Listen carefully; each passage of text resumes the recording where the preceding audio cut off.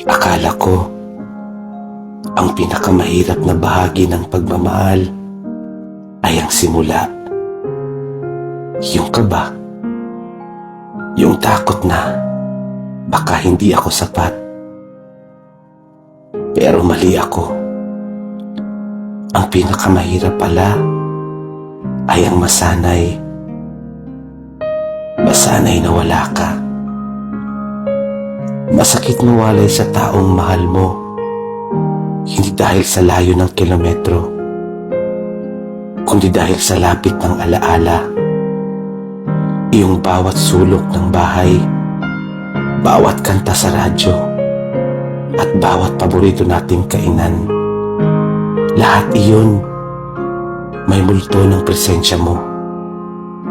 Para akong naglalakad sa isang pamilyar na daan, pero nakapiring ang aking mga mata dahil ang tanging gabay ko noon ay ikaw.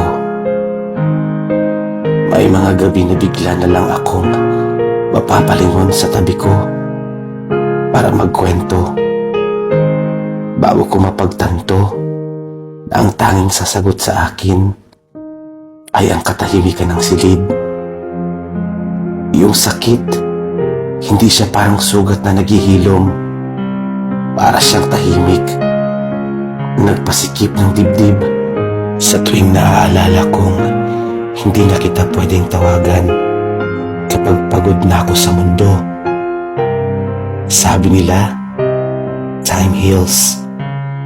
Pero sa totoo lang, ang oras ay nagtuturo lang sa atin kung paano dalhin ang bigat. Dahil ang mawalay sa iyo ay parang paghinga sa ilalim ng tubig. Pero hindi ako magiging komportable. Kulang ako, at sa bawat paghinga, ikaw pa rin ang hinahanap ng puso ko. Mahal na mahal kita.